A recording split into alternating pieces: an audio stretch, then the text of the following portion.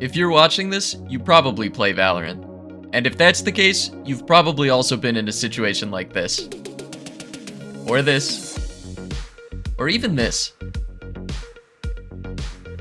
And that's pretty tilting. So what do we do to break the cycle? How do we win the next aim duel and fix our mental? Well, you already knew the answer coming into this video. We run it down.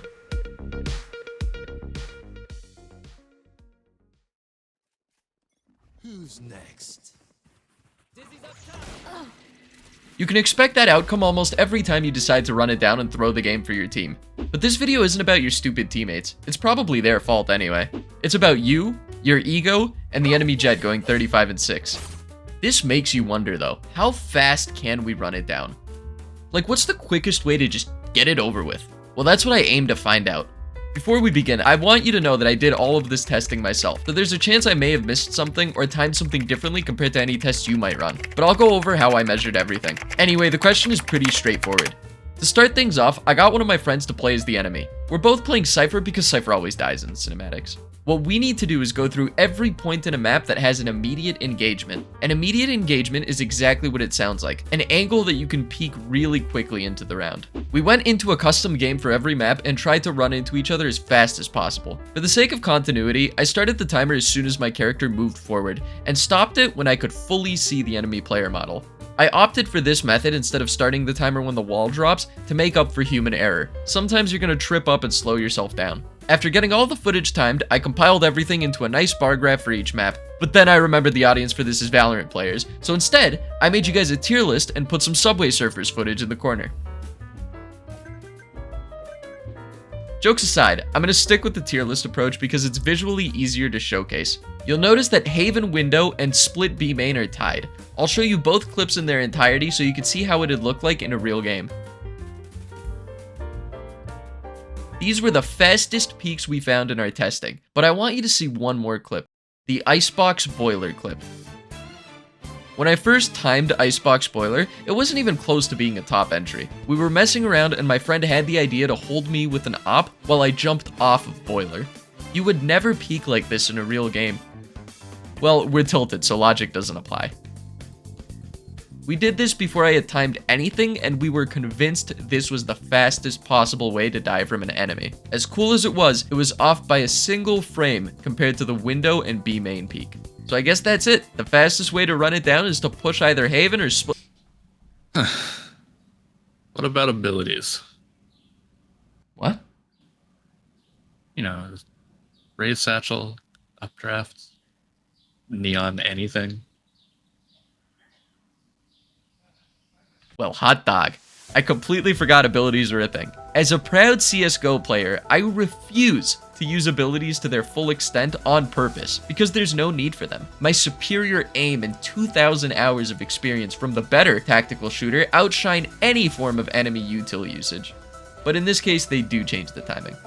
First thing I had to figure out was what agents have movement-based abilities. Brimstone has his stim, Reyna has dismiss, Jett has her dash and updraft, Raze has satchels, Yoru has his ult, Chamber and Omen have a TP, and Neon has a dash. For the purpose of running it down, we can ignore Reyna, Omen, Yoru, and Chamber. Reyna needs a kill to use her dismiss, Omen and Chamber have slow TP animations, meaning you'd have no chance of winning any aim duel against competent players, and Yoru can't shoot from his ult. This leaves us with Brim, Jett, Raze, and Neon as viable agents.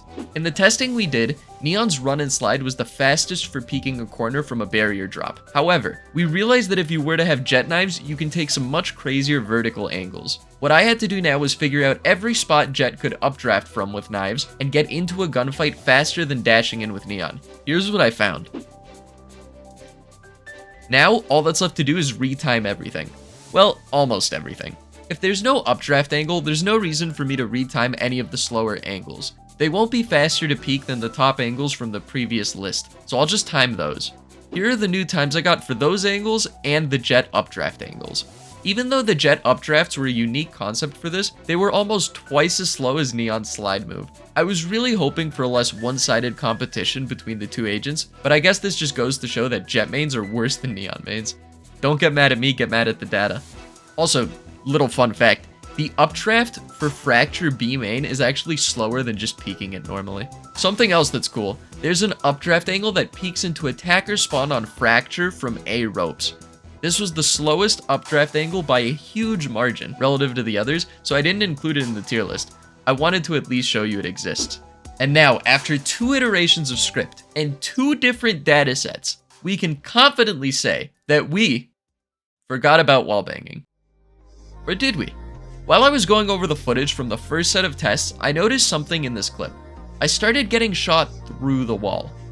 Wallbanging is inarguably the fastest way to get a kill in Valorant. You can literally get yours 1 frame after the barrier drops in some maps. But this goes against the spirit of the video. We're tilted and we're running it down. We're not supposed to be holding an angle, so I won't include wallbanging as the fastest way to peek or get peeked. All that said, the fastest way to run it down in Valorant only takes 18 frames. You can either neon dash into split B main, or neon dash into Haven window. All that's left to do is to use this newfound knowledge you have and apply it to any of your comp games. Your team will thank me later. I hope you guys enjoyed the video. Please consider subscribing. I have a lot more creative content similar to this lined up. If you want the raw numbers to all of the data I collected, join my Discord. You can ask me directly, and I'd be happy to share them with anyone that wants them for their own research. It's also a great place to see when I upload next, go live, or just talk to me. Link will be in the description as well. See you next time, boys.